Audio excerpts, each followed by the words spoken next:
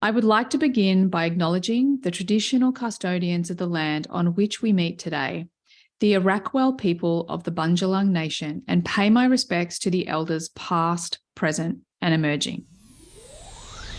Are you ready to win at the game of life? Well, throw out that rulebook and get down to the business of being the best and most authentic version of you. Welcome to the Human Design Podcast.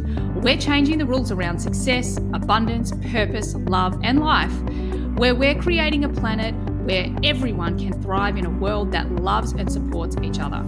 I'm your host, Emma Dunwoody, a qualified master coach, human design expert, podcaster, and entrepreneur that is living the life of my dreams, breaking all the rules while doing it, making a huge impact, and living my design and manifesting miracles on the daily. Join me as I break down and simplify everything you need to live in alignment with your human design, teach you how to recondition your unconscious mind for greatness, and to take back your power so you can manifest your heaven on earth and serve the rest of the planet at the same time. It's time to give up the fear and step into your highest potential, to reach for the stars, to know and live your greatness. It's what you deserve, and it's what the planet really needs from you. So buckle up and enjoy the ride.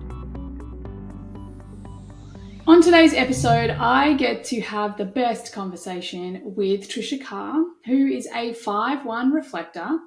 Tricia, CCHt, BMSc, is an EcoSpiritual teacher, empathic channel, transpersonal hypnotherapist, animal and nature telepath, and master multidimensional medium. Like, wow, she does all the things.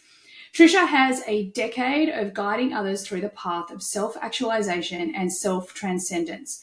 Students and clients come to Tricia for guidance through spiritual awakenings, opening and advancing psychic abilities, healing trauma and crisis, and for aligning life purpose to professional satisfaction and a fulfilling life. Tricia is a teacher, speaker, and expert group coach, having more than a decade of leading and producing live and online programs. In all her work, Tricia utilizes gifts as a Human Design Reflector 5-1 to attune and refine clients and students to their soul mission. This was such a beautiful conversation, and I just love the diversity of this human. Like, you can just tell, like, this is a superpower of reflectors. She's got so much depth and breadth of knowledge and experience from this reflectorness of hers. And yeah, I'm really excited to share this conversation with you. So here we go. Hey everyone, and welcome to today's episode. I am so excited to talk to my guest today. And so welcome, Tricia Carr. It's lovely to have you here. Oh, I'm thrilled to be on my capacity to express. So thank you for having me, Emma. I'm just so blessed by the work that you're doing on our beautiful world. Oh, thank you so much. I really appreciate that. And I've had so many powerhouse reflectors on my podcast. So for the listeners out there, Tricia is a 5-1 reflector, cross of the plane. And I'm just so grateful and excited that I'm showing the world that you guys are absolute powerhouses, not these like wishy-washy, flippy-floppy kind of I don't know who I am from moment to moment, which is just so not true. In my experience, you guys are really, really powerful. Now, I fully get that I'm powerful and I'm seeing a lot of power in you because it's me. However, for all of those naysayers and sarcastic people out there, this is the real deal. These are women, these are people and men, because I've had a Tara Valentine on as well, who are just making an epic difference in the world with their incredible gifts. So I'm super excited to have another amazing reflector on the show. Thank you. Thank you for talking to us. Well, thank you for being interested in us. I'm actually, funnily enough, in my sidereal chart, I'm a 1-3 reflector, the cross of the Sphinx. And, I'm big on, like I don't follow the sidereal. Like there's no way I'm not an emotional MG. However, I do have an obsession with reflectors and making sure that I get really good quality information out there. So I do feel like I really resonate with the one that I don't have in my natal chart. I resonate with the Sphinx. So obviously there's some sort of influence is why I'm a little bit obsessed with you guys. Oh, I love it. Yes, that's really interesting. I've never looked at the sidereal because, like, I've heard people talk about alternative charts, and I'm like, but I meet a person, and for example, I'd be like, "You're an emotional manifesting generator, right?" I mean, I can feel it, and I'm like, it just isn't wrong when it's done with tropical, and the way that Yeah. the system was actually synthesized. So, Yeah. And that's but the thing. I'm I mean, curious then. exactly. And that's the thing for me. I'm all about the experiment, like experiment, see Yeah, what works for you.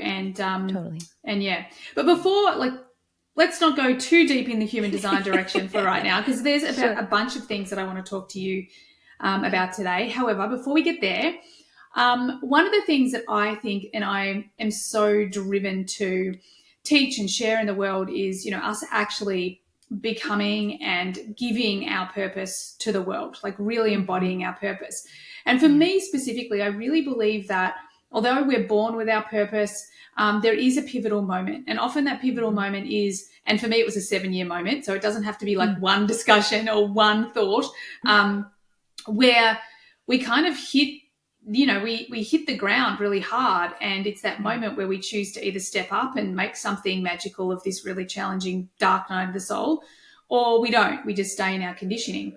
And obviously you are where you're at. So you've had the journey. So I'd love to hear about that journey from there to here. Like, what was the catalytic moment that drove you onto the journey of becoming the Tricia Carr that I'm sitting here with today? Oh, just one of them because I That's okay. You can have as many as you want. well, I briefly will tell you about the most recent one because I this year just passed my Chiron return, and boy, did it give me a good spanking. And it's in gate 51, which is shock, and it did start with a shock. Yeah. And my husband and I are only a month apart in age, and so he has the same gate, and just a month apart in that. And he had, I mean, so our household has been going through it, but I'm moving out of it, but I am feeling that bit of a phoenix from the ashes at this time. Yeah. But that moment, the more significant one, I guess we're going to go back to, well, the major one that put me on a more specific spiritual path, more aligned, was in 2014. Actually, it was December 27th, 2014.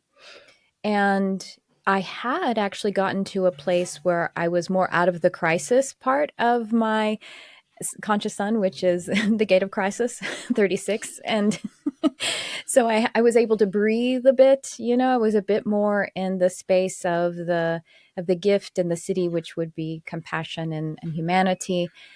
I had actually a lovely relationship. I was just married to my husband. We had been together, though, for about 9 years. I had a career that at the time I loved and was functioning with me and all of my goofy weirdness, And so then I was able to feel, honestly, what it was is I was waking up in the morning and I was having thoughts and emotions that didn't make sense for my life. So just a typical empath thing, but I didn't even know the word empath because I wasn't actually in a specific spiritual seeking community. I was in a personal one, but not to where I had certain language that we tend to use now if you were in a spiritual seeking paradigm. And so I had never gone to a psychic. I had never, not one way or the other, considered that. I didn't think it was a bad thing or a good thing. I thought there's some people and they have those experiences and that's great. But then I thought, you know what, my mind is strong. Why not do it? Maybe it'll be fun. And that's a key phrase for me. My vocation and going to Gene Key's part is gate three, which, we talk about play. Richard Rudd talks about play and the innocence. And so when I say it's going to be fun, then I can really click into alignment. It's a key word for me. And so I had this, I did this 15-minute phone reading with a psychic first time in my life, just thinking it was just going to be a bit of something. Maybe I didn't mind losing the money if it was nothing at all. I could hang up the phone if she was unpleasant or something. And the first thing she said was, "Well, you're an empath, right?" And again, that sounded like a Star Trek term, Counselor Troy. She said, "Well, you experience people's feelings, emotions, and thoughts as though they are your own." And as simple as that is for those of us who are, deep and years into seeking, it was a big catalyst for me. And as we know, as human design in our experience, all of my centers being open, my aura is supposed to be very resilient. I'm supposed to be sampling and releasing, and that is its proper function. But as so many of us, of course, we're not always in our proper function, or we haven't been. So with the openness being holding on to things and not understanding why I was sampling other people's thoughts and emotions, even if it were functioning properly. Like, why would I be having someone else's thoughts and emotions? So that was the beginning of my journey. And I will say there was a 5-year transition of transitioning out of the old career that I thought was perfect for me.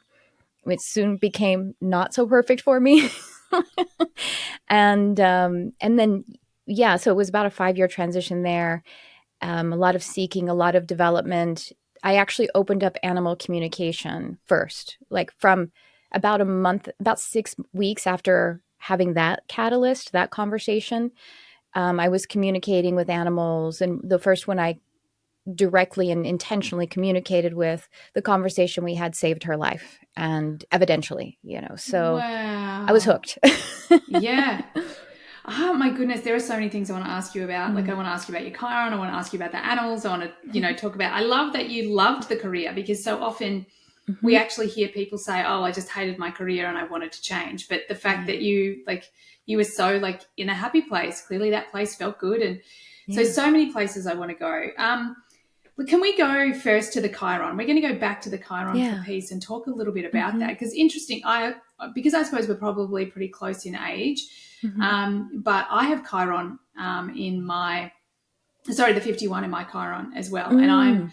just about to turn 48. So Chiron's just around the corner for me. Oh, So tell me a little bit about your don't pull that face. But tell me a no, no. little bit about your experience. I love it. It's fine. I'm super fine. No, you're totally fine. And I'm fine too. I mean, I'm fine. You know what I mean? Obviously, I didn't have to live under a bridge. I didn't have to get a divorce even. Not even anything really on paper that was major. So, okay. Well, it's interesting. It seems that for myself, my husband, and also another friend of mine, a very close friend of mine, she actually works with me too, and she's just a little bit younger than I am. Let's see. She's about 6 months younger than I am. And so it seemed to be about 18 months, 11 to 18 months, I think, before the actual Chiron return date that all three of us got a shock in our specific area, because gate 51 is the gate of shock. It is aptly named. And I mean, again, it turned us all into something that is really great. I'll tell you, my friend, it was something in her partnership that dramatically it pulled the rug out from underneath her. And from that having happened to where, and hers probably is just about to, maybe she may be still in the pre-shadow, but anyway, she has really aligned. She's a 5-2, and she has really aligned with that activistic spirit, the divine feminine. She's going to school to become a women's, what is it? It's like health advocate and a doula. I mean, she's like, boom, you know what I mean? Like, Yeah. she's moving through school, and she's so powerful. She's a projector, emotional projector. For me, it was, I mean, honestly, it was purging a lot of gate 19 stuff for me, because codependency. And I had a partnership, not my husband, a business and supposedly friendship, and it had to explode, and it did explode. I found out that this person was being irresponsible with money, and it unceremoniously ended this partnership really dramatically and a bit painfully, because there had been, some mishandling of my money, and I had known this relationship needed to end for about 2 years. I was awake to my codependency, but when you get ensnared in that kind of situation, it's really hard to disentangle unless you get a big shock, and then you just got to kaboom, hit yourself on your ass, if you Yeah. will, but if I can say that word. Oh, you I can know say whatever you you have want a on this clean rating, podcast. but I know. I look at that sometimes. I'm like, whoops. if you if you mark one of them as explicit, it will be explicit the rest of the time. But I don't know if it matters anyway. Well, One of no the one's told episodes. me off yet, and I definitely dropped the F bomb. So we should be good. We Okay. should be good. I love that. And you know what's really interesting? I always find so much of my energy, um, like it's happening way before the date, if you like. Yes. And there's some crazy ass stuff going on in my life right now. My mother Yeah. sadly died not long ago. I'm so sorry. Yes, I've Yeah, heard. Yeah. and there's some other crazy ass stuff going on in my life already. Yeah. So I feel like that's the beginning of the Chiron, which is good because Right. whatever it looks like, it's going to be better than it was. So Yeah. happy It's days. true. Yeah. Yes, Yeah. absolutely. And so the post shadow, I feel like I'm really coming out of the post shadow now. So the return was actually in June and we're in November now. And there's still, you know what I mean? I'm still like, but I still feel it, but it's a lot. Weirdly, we also had Saturn in retrograde for a while. And seemed like when Saturn went direct, which at this point, I think it was just about a week ago, I can't remember. And I was like, oh, I felt that because there was a lot, it aligned with that Saturn retrograde for me. And when Saturn's retrograde, it seems that the anger finds its way from deep in my Kundalini source. It wants to Yeah. be purged. Yeah. So Well, yeah, there's been yeah, but so you'll be many good. massive emotions going on for the last few weeks. It's Yeah, crazy, yeah, There's so much going on. So I feel like we're all feeling. I think it's the speed of evolution. It's that speed of how fast consciousness is rising, how much yeah. change is happening. I want to talk to you about AI because I loved Okay. a recent podcast that I was listening to of yours Yeah, where you talk about AI through the frame of consciousness. yeah. And I just thought this was brilliant because for me personally, it's something I keep saying to Taylor, who helps me with the business. I'm always like, we need to get onto this AI thing. Mm-hmm. And then there is a part of me, like my authority's like, just hang on, you need to find the right information. And I don't mean right as in getting it right. I mean correct and aligned information. Yeah. So when I was listening to your podcast, I was like, right, this sounds more like it. So I've got a lot of listeners who are either transitioning out of corporate into their own business or redefining what work means. So I'd love to start to just have a bit of a conversation about AI because I know for me, I'm not very well educated on it. And if anything, I've listened to way too many podcasts of people saying all the bad things that would happen with AI and not so much the resourceful things. So I would love your direction because I know that you do it in a formal way, like you've helped classes of people where you are a teacher. Understand AI and potentially ways they can implement it in their business. But could you start by just giving us a little bit of an overview of the AI, where it is at right now, and why does it matter to us as business owners or people who are trying to improve their social media or other ways that we could be using AI? Well, so where it is right now is a bit of the wild, wild west, and in a bigger sense that may not totally affect people like us quite yet, but eventually it will. And what we really want to recognize is that we in our parents' or grandparents' age, depending on our age, that was the industrial age, and things got a lot faster because they had machines and assembly lines. And then we moved into the information age starting in the 90s. And then now, what age are we in? We are in the consciousness age. Now, what we want to look at are the commodities of each of those. And when I mean this, I mean life, as we learned from the third gene key, life is actually meant to be cooperative. So that is designed to be cooperative. But the shadow aspect of that would then probably be the converse. It would be competition. So if we're looking at, again, not to blame, but it's really good for us to be aware of that. So the commodity for those who would be mining humanity. The commodity during the industrial age was labor, to be able to, and just plain dollars. We had the gold standard then and all of that. The information age was our data, and they just have our data, right? Like they just have our data. All of the days. Slightly All of the uncomfortable days. about the whole thing, trying not to let it, sit around in my mind for any period of time.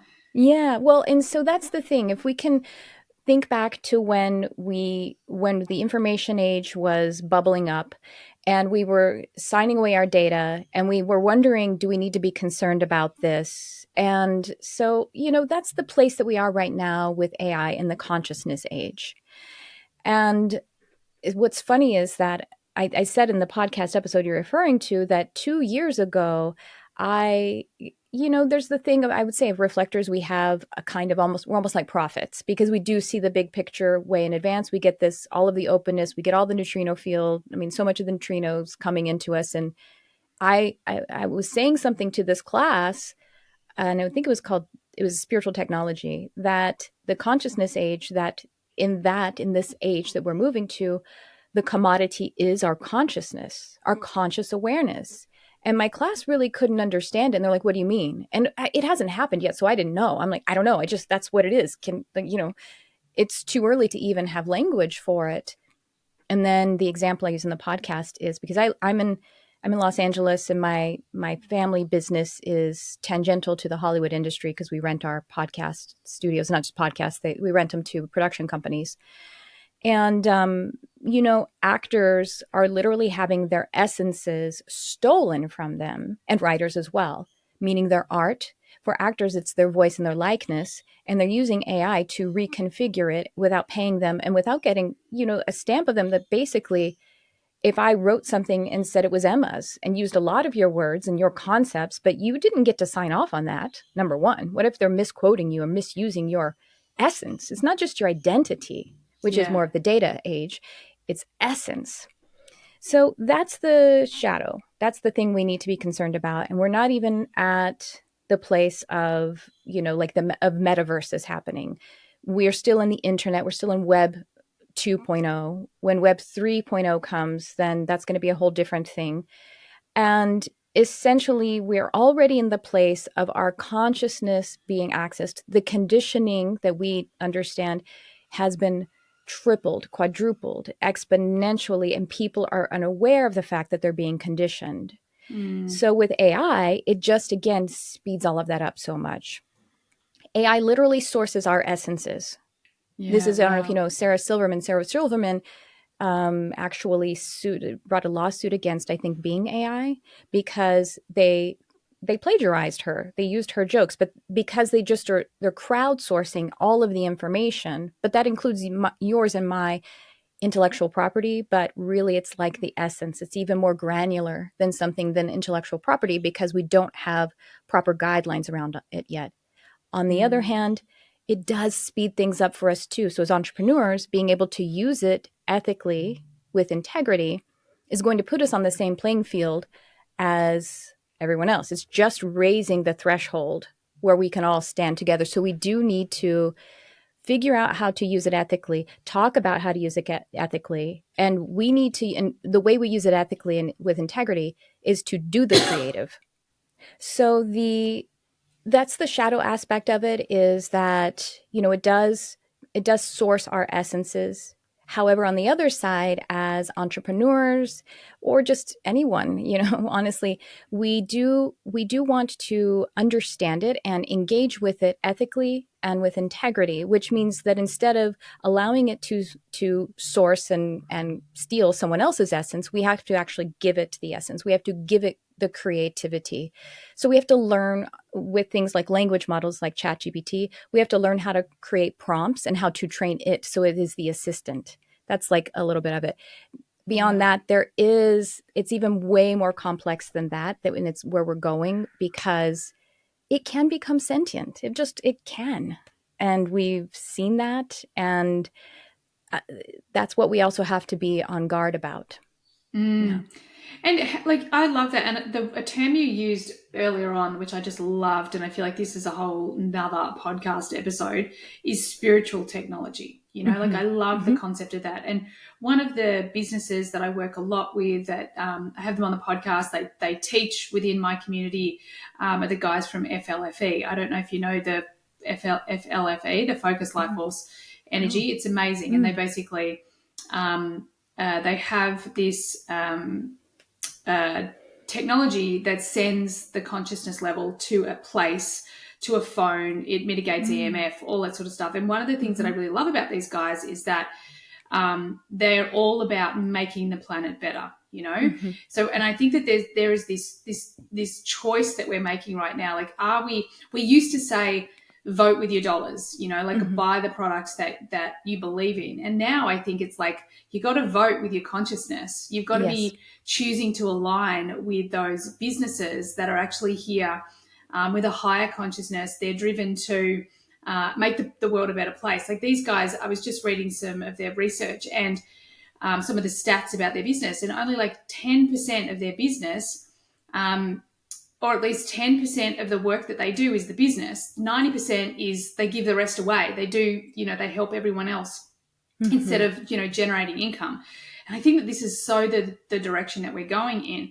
So how do we stay, in your opinion, how do we stay the right side of AI? Like, how do we even do that from a spiritual or high consciousness perspective? Well, I think we do have to expose ourselves to it. We have to spend some time learning about it and educating, investigating. I'm an investigator, right? I got that 5-1. Yeah, we do need to get onto it, because just imagine going back again to toward the beginning of the information age, and we just said, I don't feel like reading this thing. I'll click the box. And so, yes, they get all my data. Now, I'm not one to read contracts. It's overwhelming to me. But if we had somehow all gotten educated about that, you know, and then it had to explode on the other end. And, you know, Meta or, you know, Zuckerberg got in trouble and all of that. So I don't know. I mean, from this side of it, with the information age, they have our data. What are they doing with it? Mostly they're trying to sell me things. We're coming back to consciousness. Yeah. Don't be sold on something. So that was, you see the gradation, or we're moving up in this. Yeah. So becoming educated about it. And we do need to honestly keep ourselves awake. And awake is meaning like, I'm a hypnotherapist as well. And when we talk about spiritual technology or consciousness technology, it's moving into different states. When we move into alpha or something other than beta, we are suggestible. And that means that we are vulnerable, which is like our centers are all open, like a reflector, or except without the resilience so we need to be aware of when we are in a suggestible state. And then we also are utilizing our suggestible states for our own personal discipline, remembering that discipline, the word is disciple. And to what or whom are we a disciple? So we need to be disciplined about how we are stewards of our own consciousness. And it's a stewardship that we're talking about. So with AI, we need to not be lazy and just say, write me a thing. Oh, yay, that's the end of it.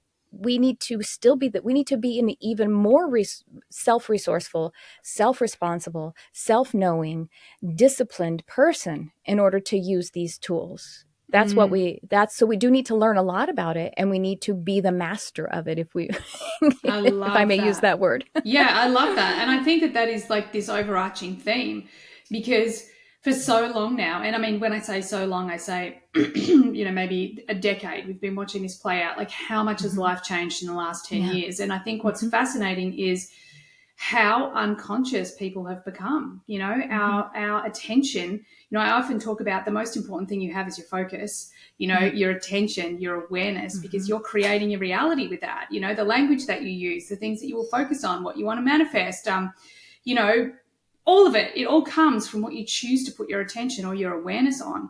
And I think that I love what you said, because I feel that sometimes we avoid stuff, because I know there's definitely a part of me that's kind of like, God, I'd love to avoid AI, you know, because on so many levels it doesn't align with my values. However, I also understand that there's no avoiding it. It's like, get on the train or be left behind. So being able to go into something in this really conscious manner, I think, is great advice for everything. You know, like I often joke with my sort of circle of people. We'll be sitting talking about something, and the next moment we see a post on Instagram, like, you know, like, there it is. But in the same breath, we don't spend hours worrying about it. We're like, okay, well, you know, turn the things off, make sure that your phone isn't allowed to listen to things, and blah, blah, blah. So there's things that we can educate ourselves on.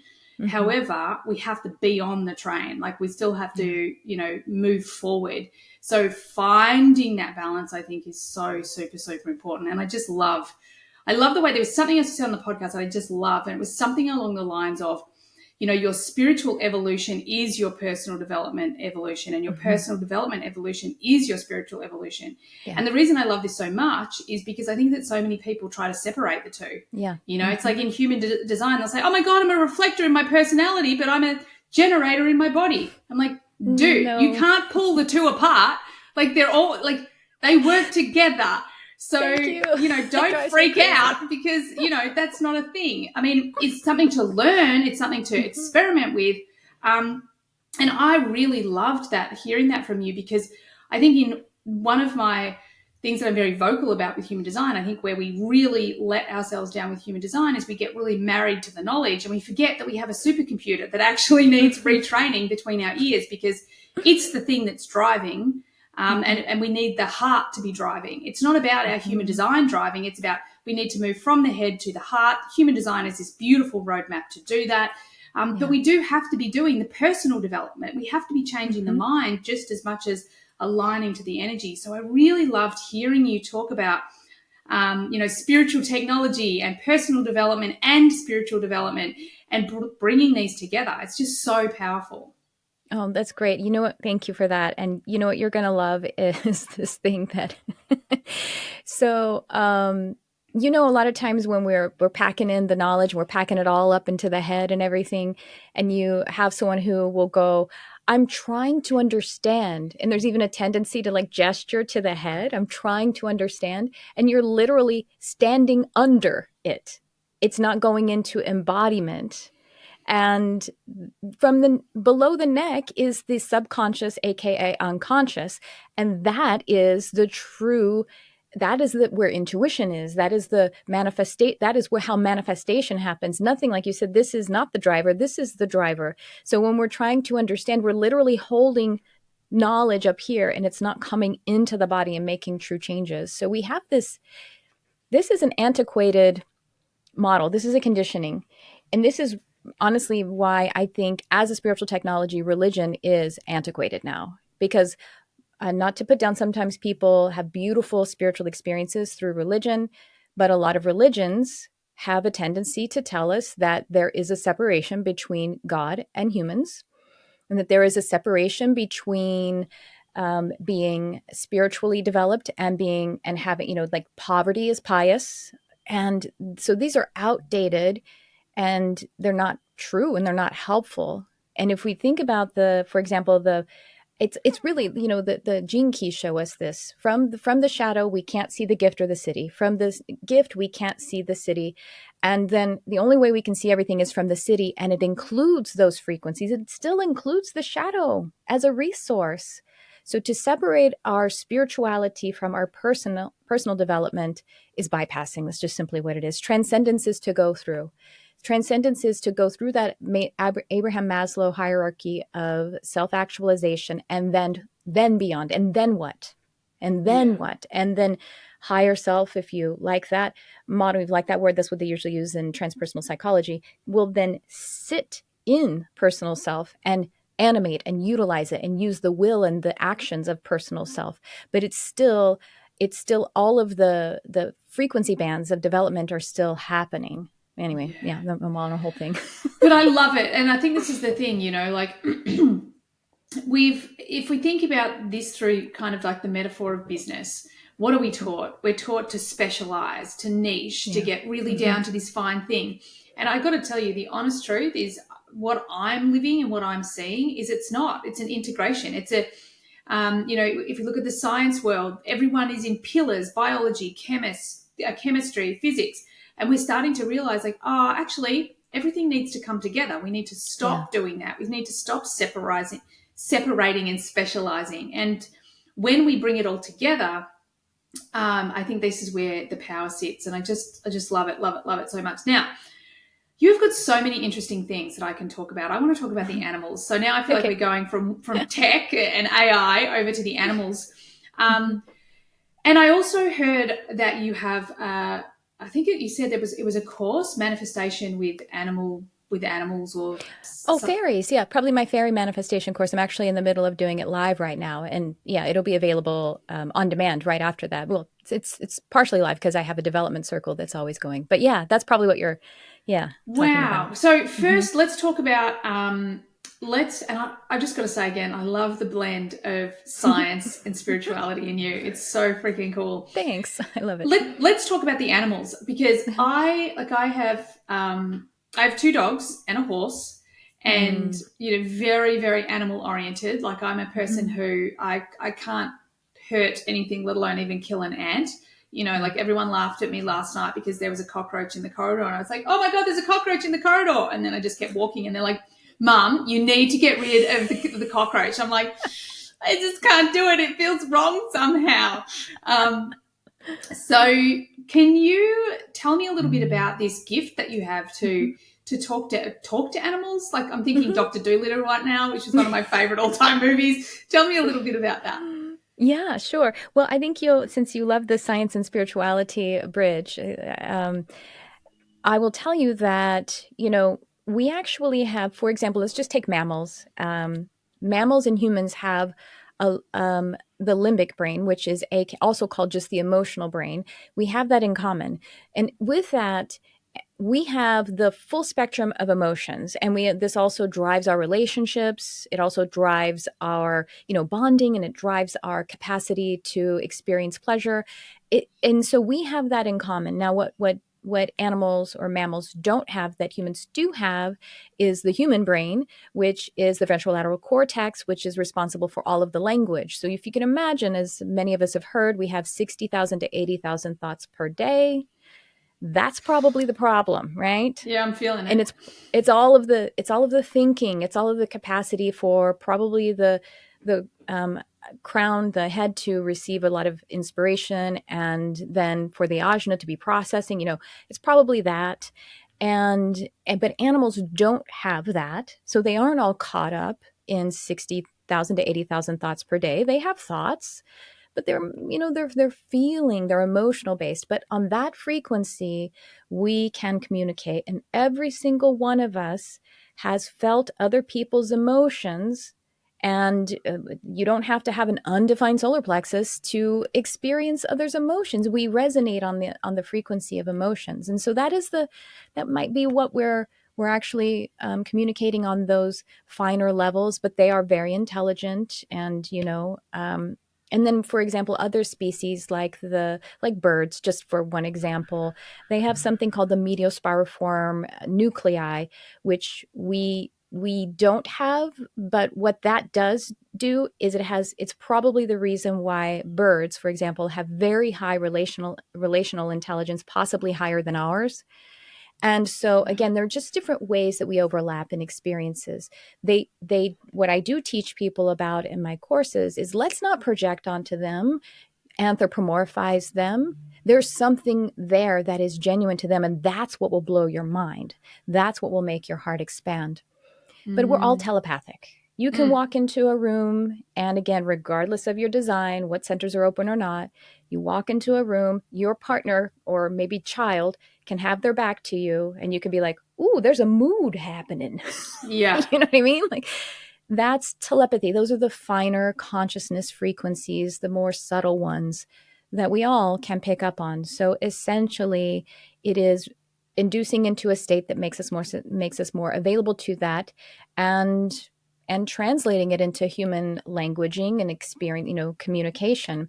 But they're available to us. It's telepathy and telepathy is emotional as well as mental. Mm, I love It's that. so valuable because what all of the animals of our planet help us to do is ground and help us to remind ourselves that we are nature.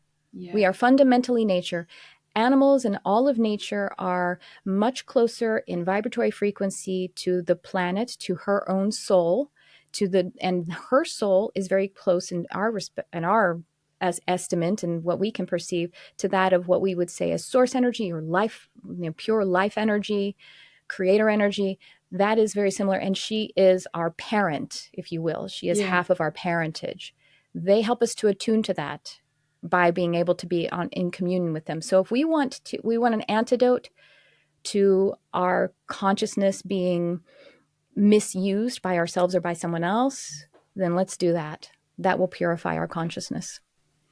Oh, I love that. So, one of the things as you're speaking, I'm like, wow. So, as you were speaking, the thing that, and I just have to momentarily human design geek out. I love that the Please, love 19 it. is, um, a large part of your design. Mm-hmm. And, the 19 is all about telepathy. It's all about being Mm-hmm. able to speak through all sorts of different frequencies. So, I just love that. Yeah. Yeah. So as you were speaking, I was like, okay, so what I would potentially language as, let's say, my dog's personality is like, actually, it's not. It's like, it's me picking up on their frequency. It's their energy. I mean, yes, it's probably their personality, but it goes deeper than that. So Mm-hmm. do you have, and because both my dogs and my horse, like oh, that's what I was going to say. My horse, I've done the connection chart with the dogs and my horse, and one of the things that's been really crazy, and I've ridden, very high level competitive dressage. I'm getting back into it now. I've just got this youngster. He just turned 5. Beautiful little warm blood, and I've never felt so comfortable on a horse. Like, and I've ridden like 50, 60, could be more horses. Like because I used to do it as a profession. I would do it I Wow. ran a property and I rode, campaigned their dressage horse and all the things. And of course, I have to look at his human design, and I put the chart together, and he actually defines my undefined spleen. And I'm like, oh my God, that blows my mind, because I don't feel afraid. Like there's, through my entire career, I've always had kind of a low level, fear. Like I'm very good at feel the fear and do it anyway. The only other horse that I've ever had was my first horse that feels the same way as the horse that I have now. So my question is, do you use human design? Like, do you look at the design of the animals to sort of to communicate with them? And my second part of that question, because I'm so excited, is like, how do you teach people to communicate with their pets, or is it just something that you do? Oh, no, I do teach it. So to your first part, it's really hard to use mammalian or human design because they never record the birth time, So I would love to. I even have one cat who has papers and purebred, but it just says his birthday. Anyway, like my other animals, I don't even know their birthday. So Yeah. you have actually the birth time of your horse. I That's bought him off the wonderful. breeder, so Perfect. we Yeah. could work it out. And Mm-hmm. both our dogs, again, Mm-hmm. I asked like Oh, right good for when you. Yeah. we got them, so they had still recorded. They had it. They knew what their time was. So yeah, I fully appreciate that. I'm Yeah. lucky. You're lucky. I've definitely gotten into mammalian design. It's just hard to actually put it in practice because so few of us know the birth times. Even if you have papers, it's rare to, you'd have to have make sure you tell the breeder or whoever it is, take down the birth time usually in advance. And maybe sometime I'll do that. But I have birds and I have cats from shelters, and it's one cat but he was a rehome at 6 years old. He has papers. He is a purebred, but it doesn't say his birth certificate. Doesn't say his time. I absolutely would love to make more use of mammalian design because I have studied it. I love it. It's just hard to actually put it into experiment and practice because of that piece. Oh my goodness. And it's one of the Yeah. things I really want to do with this horse is because I Mm. don't know, I hardly know anything about the Mm. mammalian chart. And Mm. I really want to understand, like, okay, well, what's the best way to train him? Like, what's the best way to, like, and one of the girls in my HDX community, she does all this work with dogs. So she's helped me a little bit. And she's given me a few little insights, which is great. But I really want to dive down the rabbit hole with, like, I want to train my horse in alignment with his design. So, Oh, I yeah, would. Hey, I'm offering let's collaborate on that. let's I would do love it. to. Yeah, that would be a wonderful experiment for me as well because you know the birth time. Yeah. Oh my God, let's do Absolutely. that. Let's That would be so absolutely do fun. that. I'd love to do that. I love working with people who have horses because like for example, I remember this one time I was doing a session, an animal communication session with someone with her horse, and she's like, I don't really know if I get this or if I even believe in it, but I just thought I'd give it a try. And I was like, yeah, we'll see, because horse people are very intuitive because horses know how to intuitively connect with humans in ways that are like beyond what most other animals that we have those kinds of, that we have familial relationship with. They somehow, I mean, it's not really the right thing to say horses are the most intuitive, because all animals are just completely intuitive, but they somehow bridge that human bond with their intuition and stimulate a human's intuition in powerful ways. So it's crazy. It's, like mm-hmm. I was trying to articulate exactly this to a dear friend over the weekend. Another very dear friend lost her horse in a tragic accident, and she saw it all happen. It was just awful. And I was trying to explain to this person, like, I don't want to put the dogs down because I love the dogs. And, we lost a dog a couple of years ago that was just devastating. I mean, all of them have been devastating. But it's like losing a horse is like losing a human. There's something very, I don't know, there's something crazily amazing about these creatures. So how do we learn to better communicate with our animals? So with your own, okay, let's say if you want to learn how to use animal communication as a skill, like the way that I teach people, I'll tell you the long and the short of it is altering your consciousness. And then I have little visualization exercises that people can use.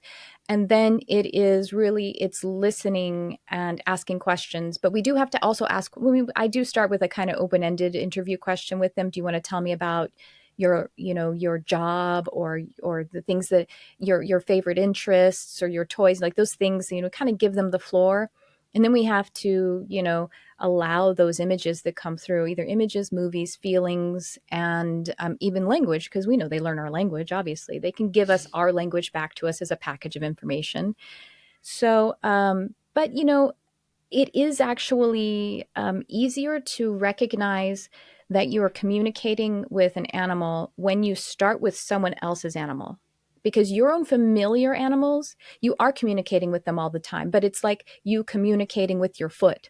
You know what I mean? Yeah. Like they're a part of you. They are an extension of your body. It's like you come from the same oversoul. And so so like with your own animal, it's like if I said, like, what does your left pinky toe feel like right now? You'd be like, I mean, give me like 5 minutes. I'm going to have to focus so hard to zone in on that. And you could, but if someone even just like brushes by you, who's a stranger, you're like, oh, hey, you know what I mean? Like the foreign voice, if you will, of another animal that's not your family is more distinctive to you while you're training. And then you can take that process that you're like, oh, and then you get validation also from a human who says, like, yes, that is what my cat does. Yes, that is what my dog does. And that is their past, So then we can take that process and then deepen the focus to communicate with our own animals so that we get responses back. However, you are communicating with your animals. They do. Here's the thing. We have 60,000 to 80,000 thoughts per day. They don't listen to all of them. Their computer would short circuit. So if we say their name or we speak with an intention to them, whether it's out loud or in our heart, they will hear it. But we also, sometimes they can just like tune us out. They do tune us out. They have to tune us out. Yeah. I don't blame them. Just quietly, I don't blame them. They don't listen to podcasts. Yeah, exactly. I love that. Mm-hmm. Yeah. And then it's a lot of practice. It is putting yourself in the actual experiment of it, if you will. You know what I mean? Putting yourself in the position of communicating and seeing it come back to you as an evidential piece of communication that is specific. It's not like a guessing. It's not generalized. It's very specific stuff. And then it's just amazing. And they're funny. That's the thing too, is animals are as funny as you think your animals are. And you might think, oh, I'm making something of it. They're that funny and more because they do have senses of humor. They're really funny. So I got to tell you, mine, like, this is something I see everywhere. And I get that it's in me. Like, I'm a very humorous person as well. But especially all my animals are just, anyway, there's so many stories I could share. But I want to ask, the other thing that you do is you channel a lot of information. And one of the archangels that I heard you mention that you channel is Metatron. And Metatron is an energy that I've been so drawn to. Probably earlier in the year, I kind of started to go down the sacred geometry rabbit hole, and I just love it. So tell us, like, how do you work with Metatron? Like, and what does that Mm. energy feel like when you're channeling it? And of course, any hot tips from Metatron, like anything we need to keep our awareness on. Oh, okay, sure thing. Well, you have a very strong, do you mind? I mean, because you're sharing, I'm feeling you have a Please. very strong connection with Metatron. And so Metatron, the name is actually, meta means outside or beyond or above, you know, it means something, it is a property greater than. And Tron is like a word for the matrix. So it is beyond, above, or outside of the matrix. Mm, Right? And this is yeah. this is so your energy, and I'm getting chills right now. Yeah. Metatron often comes into people's experience to call them forward. You know, if you're a two line and you need to step into something, Metatron's going to come, but he really is, it's almost like he calls us forward. And it is a potent, I want to say, it's a strong energy. It's tough love, but still very much love. You know, Yeah. it's very sobering. This is what I think of Metatron's energy, when it's direct, Yeah. but still completely, but in a way that makes you go, fuck yeah. You know what I mean? Yeah. Like, it makes Yeah. you feel good. It makes you Yeah. feel not really rescued, because one time, very specifically, as I was channeling Metatron, he said, "You are your own rescue. You are your own rescue." So, hot tips about from Metatron.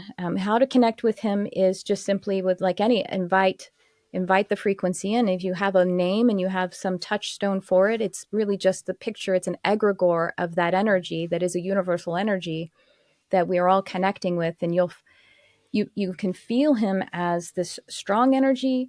It's very safe. I wouldn't even say paternal, honestly, Yeah. because it's not authoritative in that sense at all. It's more of the authority of us, of the collective, of us all, Mm. and your truth.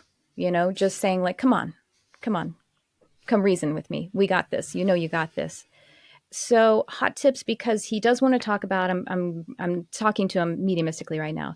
He says, "Thank you so much for talking about that which you might refer to as artificial intelligence, but we want to remind you that it's augmented intelligence, and it's only augmented intelligence." What does augmentation mean to us in the language for humans? It means not the genuine thing. It means not the true thing. It means something that it is able to create. If we utilize it correctly, it will allow us to expand consciousness. Other lest we if we do not allow it to expand consciousness, then it will add artifices, artificial augmentation. Pardon me, I'm thinking of, like, augmented breasts, and Yeah. not to speak poorly of anyone who makes Yeah. those Each kinds to of their own. Yeah. shifts. Right, exactly. But to have some kind of false safety or false presentation. The opportunity is, though, for the expansion, the augmentation, to be able to utilize it to push against it, so that it makes you stronger, because that is what gravity is. Gravity is you pushing, just like your challenges, just like your gifts and your challenges, both alike are like gravity against which you push to make yourself stronger. So this is a technology that can go either way. It has a very binary utilization that can happen.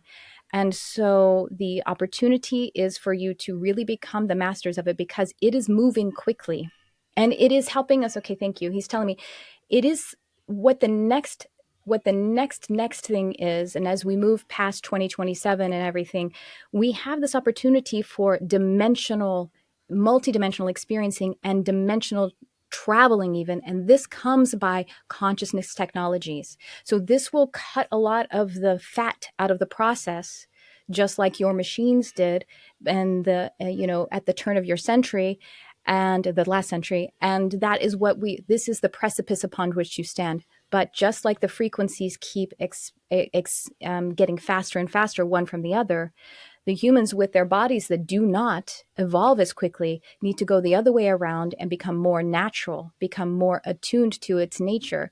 That is the only way that then you can welcome in the full dimensionality of your consciousness, and to be able to then make these augmented intelligence tools and not masters. It was a Wow. semi channeling. I was trying not to go Oh too my far in so I God. wouldn't go too long. I love that. And it's so powerful because, like, instantly what it makes me think of is, I love the whole biohacking thing. Like Mm-hmm. I want to live a lot. And ever since I was tiny, I would, like, if I had a wish, it'd be like to live a long, healthy, happy life. Like that was the wish Yes. that I always asked for. Mm-hmm. And, sitting at the place where I'm sitting at, like I love biohacking, right? Mm-hmm. Mm-hmm. However, one of the things that's fascinating is watching myself go through this journey of like, I'm fascinated by biohacking. I'm fascinated by the science. Like there's supplements that I'm taking. And then my feminine, almost like she jumps in and goes, oh, for God's sake, you don't need that. Like it's ridiculous. You need to Yeah. balance this stuff out.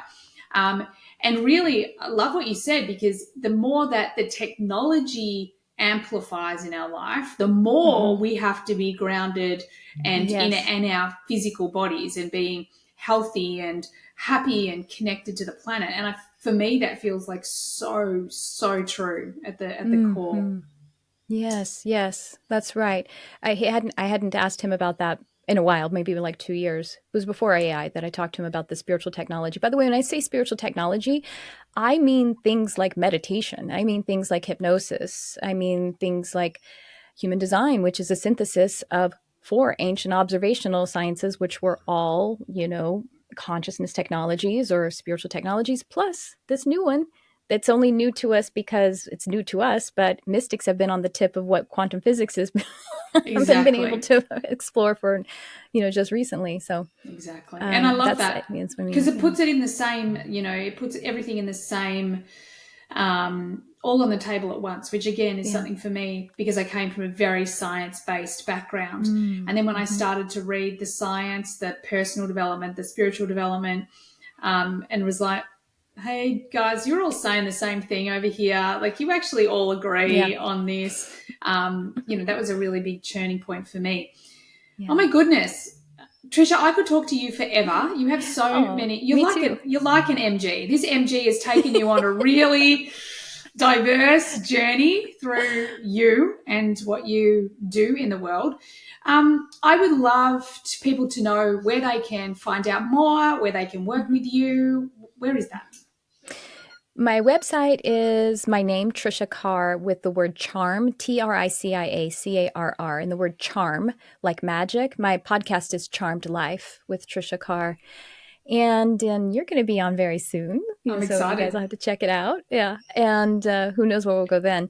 And so, yeah. And on my website, I have a lot of on-demand courses that you can make also alive, because I have an ongoing community that's for intuition and manifestation development. And so people are in there practicing either their manifestation practices with one another or giving psychic intuitive readings, whatever it is that they have, developed. And so right now we're in the middle of doing the first iteration. Well, I mean, I've done it a few other times, but I'm rebooting, recreating my fairies and nature elementals manifestation course. And so there are people in the sacred sphere, which is that live community, practicing their fairy readings, and it's so cool. It's so rad. And you'd love to So, hear about fairies too, because they actually literally work with our reticular activating system, which you heard of that? wow. That's Yeah, where yeah, yeah, yeah. Our they, focus, I baby. figured you Focus, had, baby. I Oh my figured you would. God.